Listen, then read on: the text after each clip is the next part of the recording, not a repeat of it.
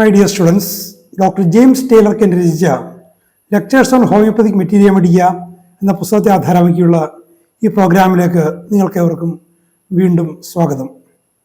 ഈ പരമ്പരയുടെ 233 എപ്പിസോഡിൽ കാലി കാർബോണിക്കം എന്ന അധ്യായത്തിൻ്റെ 3-ാം ഭാഗമാണ് നമ്മൾ പരിഗണിക്കുന്നത്. ഈ ഔഷധത്തെക്കുറിച്ചുള്ള വളരെ പ്രധാനപ്പെട്ട ചില ഉൾക്കാഴ്ചകൾ നൽകുന്നു എന്നത് മാത്രമല്ല, ഹോമിയോപ്പതി ചികിത്സയുടെ ചില പ്രാഥമിക പാഠങ്ങളും വളരെ സുപ്രധാനമായ പ്രാഥമിക പാഠങ്ങളും, ഉദാഹരണത്തിന് ഒരു ഔഷധത്തിൻ്റെ പ്രവർത്തനത്തിൻ്റെ തുടക്കം മുതൽ അതിൻ്റെ വികാസത്തെ പരിഗണിക്കുന്നതും ഒരു രോഗിയുടെ രോഗാവസ്ഥയുടെ ആരംഭം മനസ്സിലാക്കി അതിൻ്റെ വികാസ പരിണാമങ്ങൾ മനസ്സിലാക്കി താരതമ്യം ചെയ്യുക, അങ്ങനെയുള്ള ചില പ്രധാനപ്പെട്ട കാര്യങ്ങൾ ഈ ഭാഗത്ത് കെന്റ് വിശദീകരിക്കുന്നുണ്ട്. അതുപോലെ ന്യൂമോണിയ വന്നിട്ട് അത് പിന്നീട് ഒരു ക്ഷയരോഗത്തിൻ്റെ അല്ലെങ്കിൽ ശ്വാസകോശ സംബന്ധമായ മറ്റു മാരകമായ രോഗാവസ്ഥകളുടെ സാഹചര്യത്തിലേക്ക് പരിണമിക്കുമ്പോൾ ചില കേസുകളിൽ വളരെ ടിപ്പിക്കലായിട്ട് കാലി കാർബ് വരുന്നുണ്ട്. അതിനെക്കുറിച്ചും അതിൻ്റെ സാഹചര്യങ്ങളെക്കുറിച്ചും ഒക്കെ കെന്റിയോട് വിശദീകരിക്കുന്നുണ്ട്. നമുക്കവ ശ്രമിക്കാം. Dry hawking, incessant gagging cough with whooping, blowing of blood from nose, vomiting of everything in the stomach and expectation of blood streaked mucus is a whooping cough that will be commonly cured by kali carb. സാധാരണഗതിയിൽ kali carb കൊണ്ട് സൗഖ്യപ്പെടുന്ന whooping കോഫിൻ്റെ ഒരു സ്വഭാവമാണ് Kent ഈ ദീർഘമായ വാചകത്തിലൂടെ വിശദീകരിക്കുന്നത്. വരണ്ടതാണ്, വല്ലാതെ വളരെ ഇടവിട്ട് വേഗം ഉണ്ടാകുന്ന തരത്തിലുള്ളതാണ്, ശ്വാസം മുട്ടിക്കുന്ന തരത്തിലുള്ളതാണ്, മൂക്കിൽ നിന്നും ചീറ്റുമ്പോൾ, കഫത്തിന് വേണ്ടി ചീറ്റുമ്പോൾ പോകുന്നത് ചോരയായിരിക്കും. കൂടാതെ വയറ്റിലുള്ള എല്ലാം ഛർദ്ദിച്ചു പോകുന്നു ഈ ചുമ അധികരിച്ചിട്ട്. ചുമച്ച് തുപ്പുന്ന കഫത്തിലും രക്തത്തിൻ്റെ അംശങ്ങളുണ്ടാകാം. ഇത്തരത്തിലുള്ള അവസ്ഥയുള്ളൊരു വൂപ്പിംഗ് കോഫാണ് കാലി കാർബ് സാധാരണഗതിയിൽ സുഖപ്പെടുന്നത്. ഇനി അതിനൊരു അനുബന്ധമായിട്ട് പറയുകയാണ്. But especially if there is present that peculiar and striking feature of a bag like swelling below the eyebrow and above the lids, puffiness of the eyes. നമ്മൾ തുടക്കത്തിലേ കണ്ടതാണ്. കണ്ണിൻ്റെ പുരുകത്തിനും മുകളിലെ പീലിക്കും ഇടയിലുള്ള ഭാഗത്ത് വെള്ളം കെട്ടി ഒരു സഞ്ചി പോലെ ഇരിക്കുന്നൊരു സാഹചര്യമുണ്ട്. കണ്ണ് വീർത്തി കെട്ടിയിരിക്കുന്നൊരവസ്ഥയുണ്ട്. ആ ഒരു സാഹചര്യം ഉണ്ടെങ്കിൽ വിശേഷിച്ചും ഈ ഒരു ലക്ഷണ സഞ്ചയമുള്ള വൂപ്പിംഗ് കോഫിനെ കാലി കാർബ് സുഖപ്പെടുത്തും. There are some case of pneumonia that need kali carb in the stage of hepatization ബ്രാക്കറ്റിൽ ലൈക്ക് സൾഫർ. അപ്പോൾ ന്യൂമോണിയയുടെ ചില സവിശേഷമായ കേസുകളിൽ കാലി കാർബിൻ്റെ ആവശ്യം വരും. കൂടുതലും ശ്വാസകോശം ഇങ്ങനെ കട്ടിയായി പോകുന്ന സാഹചര്യങ്ങളിൽ അവിടെ സൾഫറുമായിട്ട് അതിന് സാദൃശ്യമുണ്ട്. ഈ ഹെപ്പറ്റൈസേഷൻ്റെ കാര്യത്തിൽ ശ്വാസകോശത്തിന് കട്ടിയാകുന്ന ആ ഒരു ഘട്ടത്തിലാണ് സൾഫർ എന്ന പോലെ കാലി കാർബിനും ന്യൂമോണിയയിൽ ഒരു പങ്ക് വഹിക്കാനുള്ളത്. Again when pneumonia has passed away, think of kali carb if every time the patient takes a little cold, it settles in the chest with these symptoms that I have described. അപ്പോൾ മറ്റൊരു സാഹചര്യം, pneumonia വന്നു, അത് കടന്നുപോയി, അത് ഏതെങ്കിലും തരത്തിൽ അത് സപ്രഷനിലൂടെയോ അല്ലാതെയോ കടന്നുപോയി. അതിനുശേഷം വരുന്നൊരവസ്ഥ, എന്ത് തണുപ്പടിച്ചാലും രോഗിക്ക് ചെസ്റ്റിൽ കംപ്ലൈൻറ്റ് ഉണ്ടാവും. മൂക്കില തൊണ്ടയിലൊക്കെ തുടങ്ങി അവസാനം ശ്വാസകോശത്തിൽ പോയി അത് ഒടുങ്ങും. ആ ഒരു സാഹചര്യത്തിൽ വിശേഷിച്ചും ഈ നേരത്തെ ഈ പറഞ്ഞ കാലി കാർബിൻ്റെ ആ ലക്ഷണങ്ങളുള്ള ആ ഒരു സാഹചര്യത്തിലാണെങ്കിൽ അത് സുഖപ്പെടുത്തും. There is sensitiveness of the body to weather changes. അത് നമ്മൾ കണ്ടതാണ്. തണുപ്പിനോടെന്നുള്ള കാര്യം പറഞ്ഞാൽ, പക്ഷേ ദൈനംദിന അന്തരീക്ഷ സ്ഥിതിയിലുണ്ടാകുന്ന മാറ്റങ്ങളോട് വളരെ വേഗം പ്രതികരിക്കുന്ന ഒരു പ്രകൃതമാണ് കാലി കാർബ് പേഷ്യൻ്റ്. ചൂടിൻ്റെ കാര്യത്തിൽ ഒരു തെർമോമീറ്റർ എങ്ങനെ പ്രതികരിക്കുന്നു അതുപോലെ. അപ്പോൾ ആ വെതർ ചേഞ്ചസിന് ഏതൊക്കെയാണ് അതിൻ്റെ ഫാക്ടേഴ്സ് എന്ന് പറയുന്നത്? Too cold air and too wet. അപ്പോൾ തണുത്ത വായുവിനോട് ഈർപ്പമുള്ള വായുവിനോട്, അതിനാണ് കൂടുതലും അത്തരം വെതർ കണ്ടീഷൻസിനോടാണ് കൂടുതലും പെട്ടെന്ന് കാലി കാർബ് പേഷ്യൻ്റ് പ്രതികരിക്കുന്നത്. അപ്പോൾ അതുകൊണ്ടുണ്ടാകുന്നത് എന്താണ്? A continuous dry hawking cough with gagging, the aggravation from 3 to 5 in the morning, and the patient has flying neuralgic pains. കാലിക്കാർബിൻ്റെ സഹജമായ ലക്ഷണങ്ങളോടുകൂടി തുടർച്ചയായിട്ടുള്ള വരണ്ട, വല്ലാതെ ഇങ്ങനെ ആളെ ഉലച്ച് കളയുന്ന, ശ്വാസം മുട്ടിച്ച് കളയുന്ന ചുമ, അതിൻ്റെ വർധനവിൻ്റെ സമയം പുലർച്ചെ 3 മുതൽ 5 വരെ. അതിനോടൊപ്പം തന്നെ ഫ്ലൈയിങ് ന്യൂറാൾജിക് പെയിൻസ്, നാഡീസംബന്ധമായ വേദനകൾ, ഇങ്ങനെ ഒരിടത്തുനിന്ന് ഒരിടത്തേക്ക് ഇങ്ങനെ പെട്ടെന്ന് ഷൂട്ട് ചെയ്യുന്ന പോലെ, പറക്കുന്ന പോലുള്ള വേദനകൾ. These symptoms gradually increase and the patient dates them back to his pneumonia. ഈ ലക്ഷണങ്ങൾ സാവകാശം വർദ്ധിച്ചു വരും. കുറേ കഴിയുമ്പോഴാണ് ഈ പ്രശ്നങ്ങളുടെ തുടക്കത്തിൻ്റെ ചരിത്രം കുത്തി ചികഞ്ഞ് ചോദിക്കാൻ നേരത്ത് പഴയൊരു ന്യൂമോണിയയിലേക്ക് എത്തും.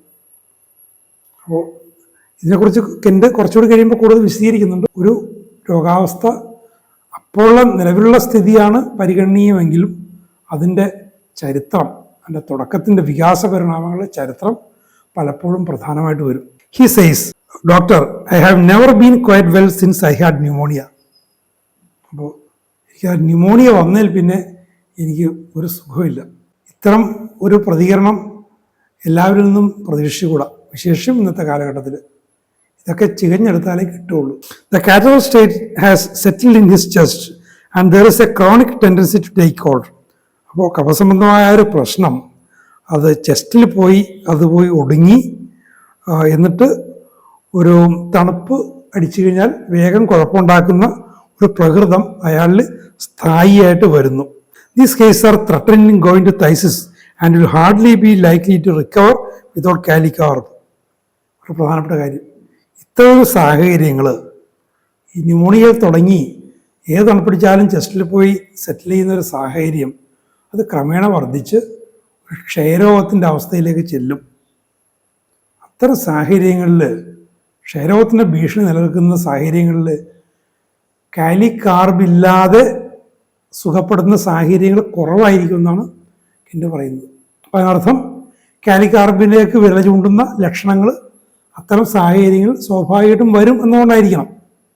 അല്ല, ആ ലക്ഷണങ്ങളില്ലെങ്കിൽ കാലിക്കാർബല്ല. പക്ഷേ മിക്ക കേസുകളിലും കാലിക്കാർബിൻ്റെ ആ സെറ്റ് ഓഫ് സിംറ്റംസ് വരും. അതുകൊണ്ട് ആ ക്ഷയരോഗത്തിൻ്റെ ഭീഷണിയെ ഒഴിവാക്കണമെങ്കിൽ കാലിക്കാർബ് തന്നെ മിക്കവാറും വേണ്ടിവരും. എന്ന് വെച്ച് മറ്റൗഷധങ്ങൾ ഇൻഡിക്കേറ്റ് ചെയ്തുകൂടായിരുന്നില്ല. In this tendency for catarrhal stage to locate in the chest, kali carb should be thought of as well as phosphorus, lycopodium and sulphur. അപ്പോൾ ഇത്തരം കാറ്ററൽ കണ്ടീഷനിൽ ചെസ്റ്റിൽ പോയി ഒടുങ്ങുന്ന, തണുപ്പടിച്ച് ചെസ്റ്റിൽ പോയി ഒടുങ്ങുന്ന കാറ്ററൽ കണ്ടീഷൻസിൽ കാലിക്കാർബ് എന്നതുപോലെ തന്നെ ഫോസ്ഫറസ്, ലൈക്കോപോഡിയം, സൾഫർ തുടങ്ങിയവയും വരും. ഇതിൻ്റെയൊക്കെ സെറ്റ് ഓഫ് സിംറ്റംസ് വ്യത്യസ്തമാണ്. കാലിക്കാർബിൻ്റെ പോലെ ആയിരിക്കില്ല ലൈക്കോപോഡിയത്തിൻ്റെ ആയിരിക്കില്ല സൾഫറിൻ്റെ, ഫോസ്ഫറസിൻ്റെ മറ്റൊരു സെറ്റായിരിക്കും. പക്ഷേ കൂടുതലും സാഹചര്യങ്ങളിൽ കാലിക്കാർബാണ് വരുന്നത് എന്നാണ് കെൻറ്റിൻ്റെ ഒരു നിരീക്ഷണം. Another general state that belong to this remedy is a tendency to dropsies. പൊതുവേ ഒരു കാലിക്കാർബിൻ്റെ ഒരു പൊതു സ്വഭാവമാണ് പറയുന്നത്. ഇത് നീര് കെട്ടി ആകെ ശരീരത്തിൻ്റെ പല ഭാഗങ്ങൾ, നമ്മൾ കണ്ണിൻ്റെയും കൺപോളുടെയും കാര്യങ്ങളൊക്കെ പറഞ്ഞ പോലെ വീർത്ത് കെട്ടിയിരിക്കുന്നൊരു സാഹചര്യം. അതൊരു പൊതുവെ ഒരു ജനറൽ കണ്ടീഷനാണ് കാലിക്കാർബിൻ്റെ. It has dropsies all over the body, ശരീരത്തിൽ എവിടെയും വരാം. The feet bloat and the fingers puff, കാൽപാദങ്ങൾ വീർത്ത് കെട്ടുന്നു, വിരലുകളിങ്ങനെ ഉണ്ട പോലെയായിട്ട് വരും. The back of the hand pit upon pressure, കൈയുടെ പുറഭാഗം, കൈവെള്ളയുടെ മറുവശം അവിടെ ഇങ്ങനെ നീര് കെട്ടിയിട്ട് പിറ്റ് അപ്പോൺ പ്രഷർ, ഒന്ന് വിരലമർത്തി കഴിഞ്ഞാൽ അവിടെ കുഴിയും. The face looks puffy and waxy, മുഖം വീർത്ത് കെട്ടി മെഴുക് പോലെ, വെള്ളം വന്ന് വീർത്ത് കെട്ടി തൊലികളിങ്ങനെ ഇലോങ്ങേറ്റ് ചെയ്തിട്ടാണ് ആ ഒരു വാക്സി അപ്പിയറൻസ് വരുന്നത്. ദ ഹാർട്ട് ഈസ് വീക്ക്, ഹൃദയം ക്ഷീണിതമാകുന്നു. I can look back upon quite a number of cases of fatty degeneration of heart in which I could have prevented all the trouble with kali carb. ഹൃദയത്തിൽ വന്ന് കൊഴുപ്പടിഞ്ഞു കൂടുന്നൊരു സാഹചര്യം പലതും താൻ തൻ്റെ പ്രാക്ടീസിൽ കണ്ടിട്ടുണ്ട്. ഈ ഒരു അവസ്ഥയെ തനിക്ക് കാലിക്കാർബ് കൊണ്ട് തടയാമായിരുന്നു എന്നാണ് കെൻ്റ് പറയുന്നത്.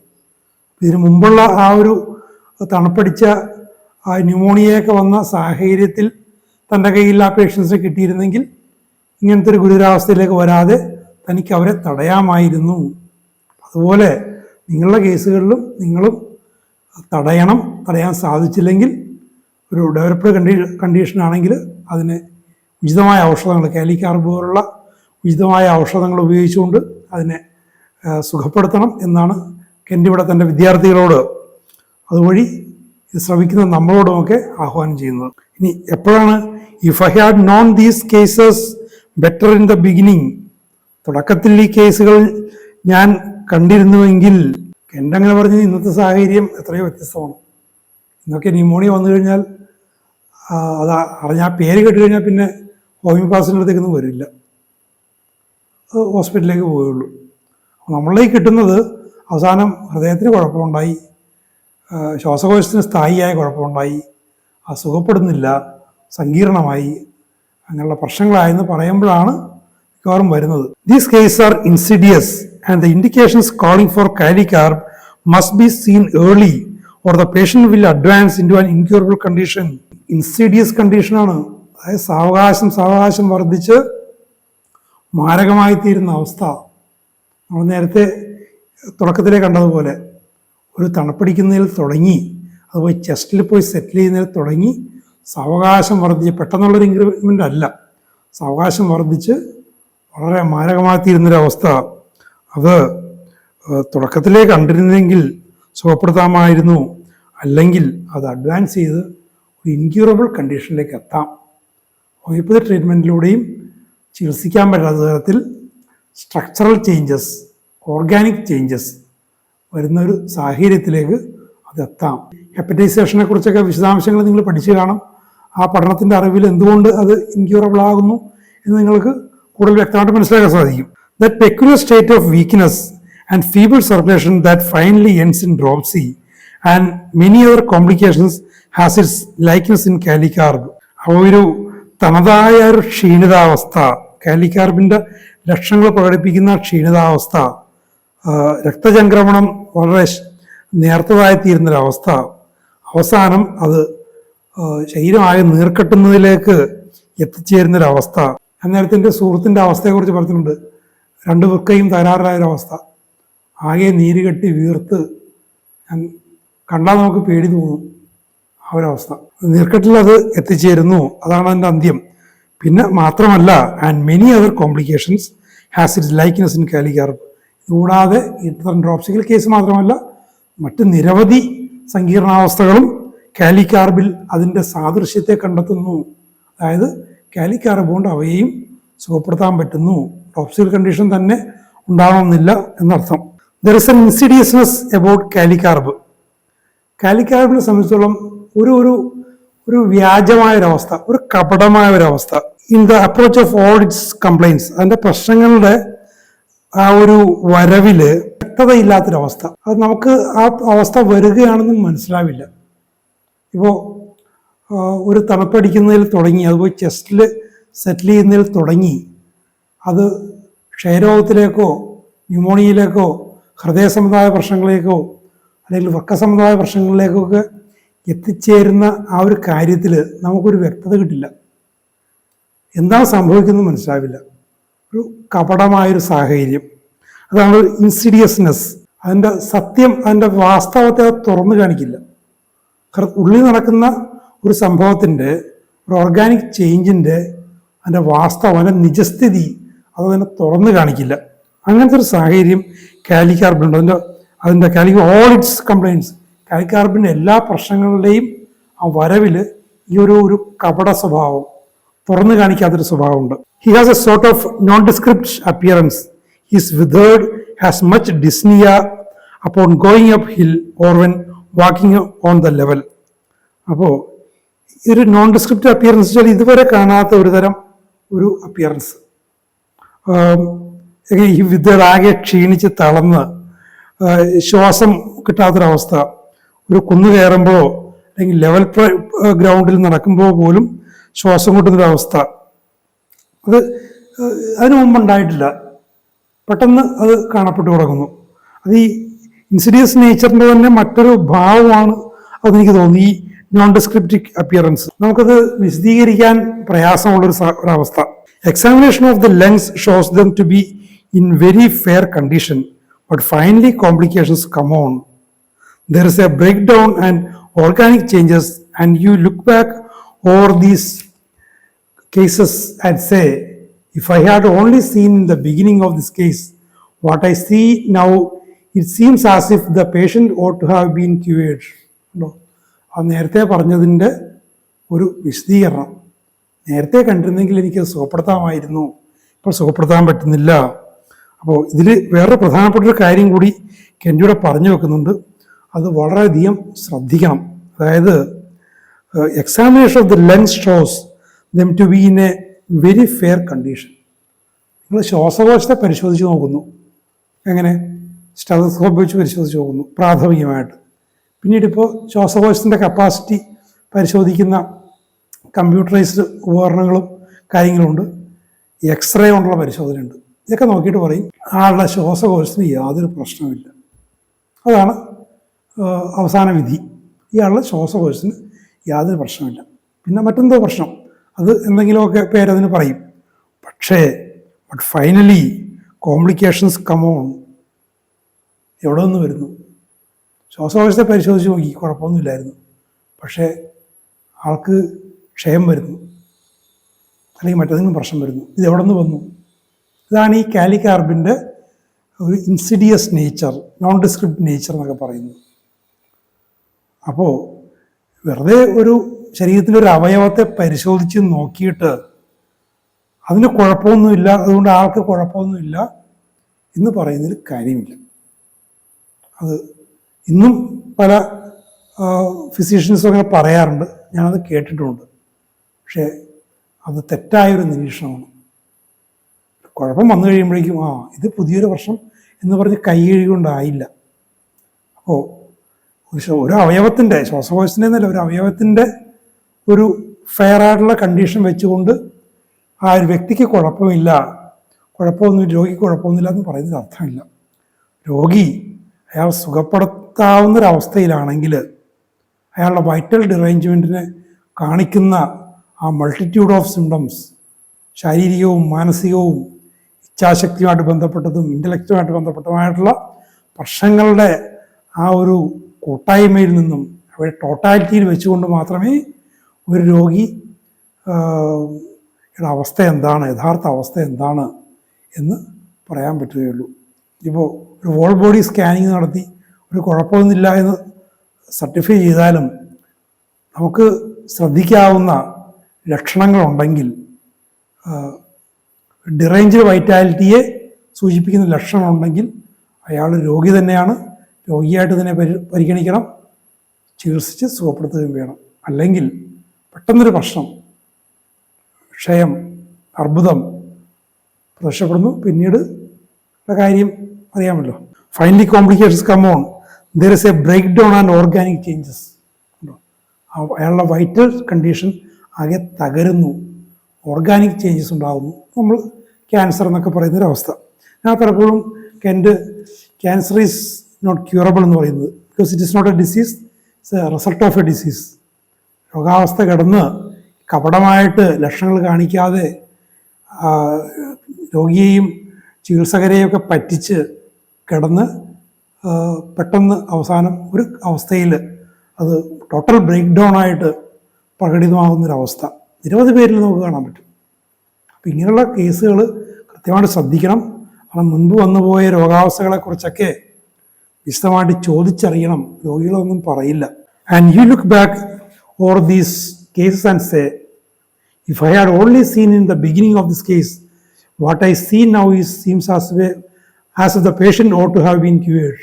മുൻകൂട്ടി ഞാനിത് കണ്ടിരുന്നെങ്കിൽ ഈ രോഗി എനിക്ക് സുഖപ്പെടുത്താമായിരുന്നല്ലോ. ക്യാൻസർ ആയിട്ട് ആകപ്പാടെ നാശമായിട്ട് വരുന്നൊരവസ്ഥ. അപ്പോഴും മാനേജ് ചെയ്യാവുന്ന കണ്ടീഷൻസ് ഉണ്ട്. എങ്കിലും മുൻപ് ഇത് കൈ കിട്ടിയിരുന്നെങ്കിൽ വളരെ ലളിതമായിട്ട് സുഖപ്പെടുത്താമായിരുന്നല്ലോ എന്ന് നമ്മൾ പറഞ്ഞു പോകും.